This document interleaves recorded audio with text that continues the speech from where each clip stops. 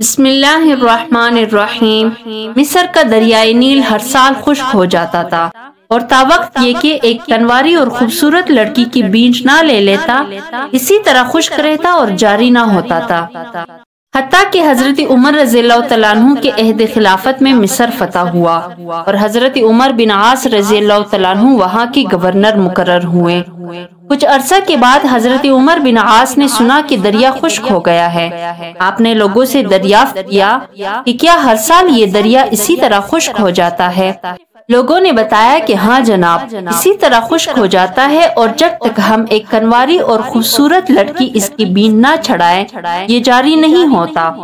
Governor صاحب نے فرمایا کہ یہ سال بسال ایک بے گناہ لڑکی کا ناحق قتل و خون اسلام کو منظور نہیں۔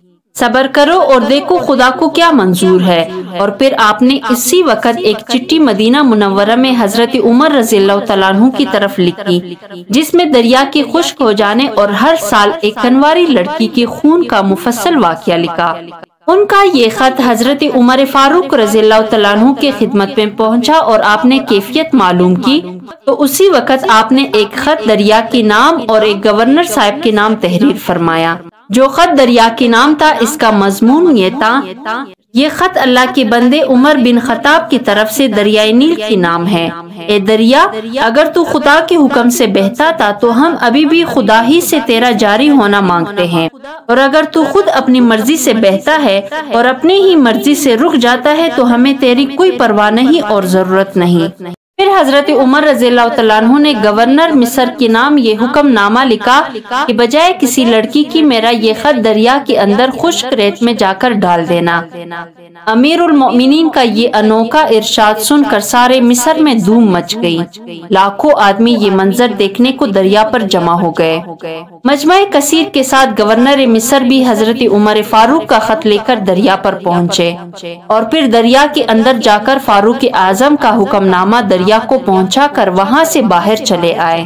چند لمحوں کے بعد دریائے نیل خود بخود اس زور و شور سے جاری ہوا کہ کبھی بینٹ لے کر بھی ایسا جاری نہ ہوا تھا، اور ہر سال سے اس سال 6 گز پانی زیادہ اونچا آیا۔ پھر اس دن سے ایسا جاری ہوا کہ آج تک بند ہونے کا نام نہ لیا۔ بزر جمہر نے حضرت عمر فاروق رضی اللہ تعالیٰ عنہ کی خدمت میں اپنا ایک قاصد بھیجا تاکہ وہ دیکھ کر آئے کہ مسلمانوں کے اتنے بڑے جلیل القدر بادشاہ کی صورت و سیرت کیسی ہے۔ چنانچہ وہ قاصد مدینہ منورہ میں پہنچا تو مسلمانوں سے پوچھنے لگا کہ این الملک، یعنی تمہارا بادشاہ کہاں ہے؟ مسلمانوں نے جواب دیا، وہ ہمارا بادشاہ نہیں بلکہ ہمارا امیر ہے، ابھی ابھی گھر سے باہر تشریف لے گیا ہے۔ وہ قاصد بھی پیچھے گیا اور کیا دیکھتا ہے کہ حضرت عمر رضی اللہ تعالیٰ عنہ ایک جگہ دھوپ میں سو رہے ہیں، درہ سر کے نیچے رکھا ہے اور پیشانی نورانی سے ایسا پسینہ بہا ہے کہ زمین تر ہو گئی ہے۔ قاصد نے جب یہ حال دیکھا تو اس کے دل پر بڑا اثر ہوا اور سوچنے لگا کہ تمام دنیا کے بڑے بڑے بادشاہ جس کی ہیبت سے لرزہ بر اندام ہے، تعجب ہے کہ وہ اس فقیرانہ صفت پر ہے۔ پھر عرض کرنے لگا، اے امیر المؤمنین، آپ نے عدل کیا، اس وجہ سے بے کٹ کے سوئیں، اور ہمارا بادشاہ ظلم کرتا ہے اس لیے خواہ مخواہ ہراسا رہتا ہے۔ میں گواہی دیتا ہوں کہ تمہارا دین سچا ہے۔ اگر میں قاصد بن کر نہ آیا ہوتا تو ابھی مسلمان ہو جاتا، مگر اب میں پھر حاضر ہو کر مسلمان ہوں گا۔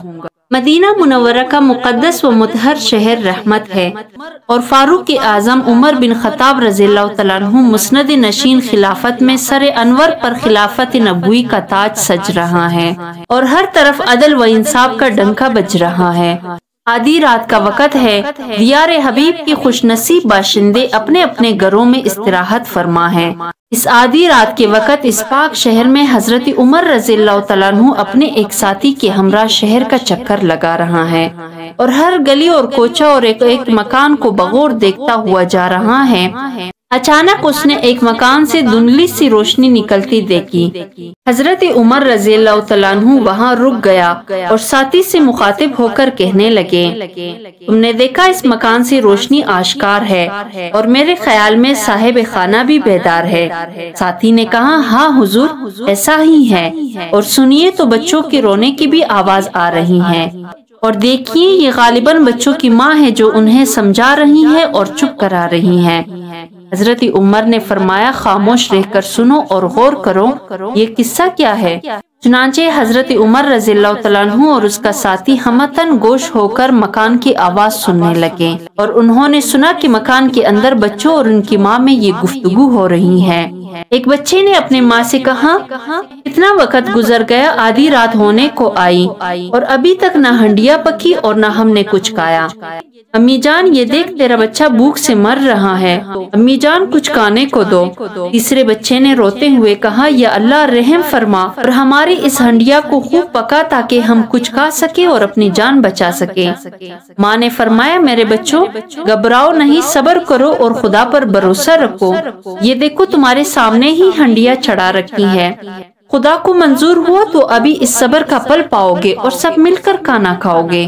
یہ گفتگو سن کر حضرت عمر رضی اللہ تعالیٰ عنہ مکان کے اندر پہنچ گیا۔ بچے اور ان کی ماں ایک اجنبی نقاب پوش اور اس کے ساتھی کو دیکھ کر گھبرا گئے، اور وہ عورت بولی، تم کون ہو اور میرے مکان کے اندر کیوں آئے؟ حضرت عمر رضی اللہ تعالیٰ عنہ نے فرمایا، بہن میں اس وقت اپنے ایک مقصد عزیز کی خاطر تمہارے مکان کے پاس سے گزر رہا تھا کہ میں نے تمہاری اور تمہاری بچوں کی دردناک گفتگو سنی، میرا دل تمہارے اس گفتگو سے تڑپ کر رہ گیا، معاف کرنا میں اصل قصہ معلوم کرنے اندر آ گیا ہوں۔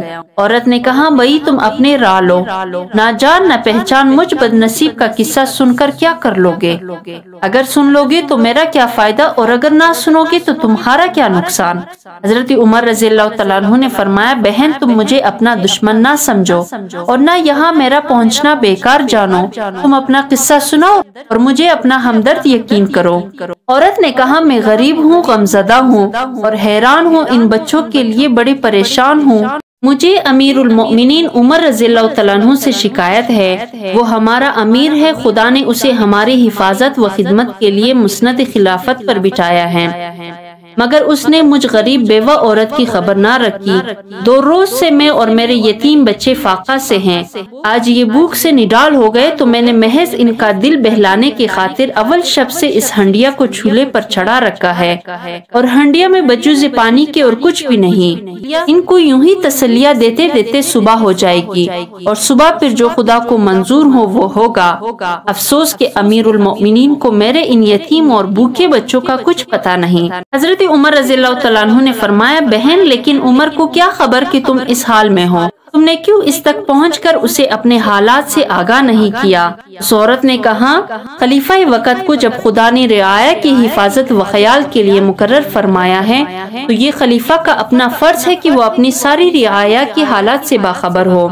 اگر وہ اپنی رعایا کے حالات سے یوں ہی بے خبر ہے تو پھر اسے مسند خلافت پر بیچنے کا کوئی حق نہیں۔ آج اس نے میرے ان یتیم بچوں کی خبر گیری نہیں کی تو میں کل انشاءاللہ کملی والے آقا کے سامنے عمر کی شکایت کروں گی۔ حضرت عمر رضی اللہ تعالیٰ عنہ یہ بات سن کر رونے لگا اور فوراً مکان سے نکلا اور تھوڑی دیر کے بعد اپنے پیٹھ پر آٹے کی ایک بوری اٹھائے ہوئے اندر داخل ہوا اور بوری کو پیٹھ سے اتارا اور کپڑے جھاڑے اور اپنے ساتھی سے مخاطب ہوا، الحمدللہ آٹے کی بوری میں خود اٹھا کر لے آیا۔ ساتھی نے کہا، حضور میں نے عرض کی تھی کہ میں بوری اٹھاتا ہوں مگر آپ نے میرے عرض کو قبول نہیں فرمایا۔ حضرت عمر نے فرمایا، کیا قیامت کے دن بھی میرا بوجھ اٹھا لو گے؟ اگر نہیں تو پھر یہاں بھی یہ بوجھ مجھ ہی کو اٹھانا مناسب تھا۔ اس کے بعد حضرت عمر رضی اللہ تعالیٰ عنہ نے بوری سے آٹا نکالا، خود ہی گوندا اور خود ہی آگ سلگائی۔ ساتھی کا بیان ہے کہ چولہے میں پھونک مارتے ہوئے میں نے نقاب پوش کی داڑھی سے دھواں نکلتے دیکھا۔ روٹیاں بھی خود ہی اس فرشتہ خصلت انسان نے پکائی اور پھر ان بچوں کو کھلائے اور پھر ان روتے ہوئے یتیم بچوں کو کھانا کھلا کر خوش طبعی کی باتیں کر کے ہنسایا اور کہا، میں چاہتا ہوں کہ جن آنکھوں سے میں نے ان بچوں کو روتے ہوئے دیکھا ہے انہی آنکھوں سے انہیں ہنستے ہوئے بھی دیکھوں۔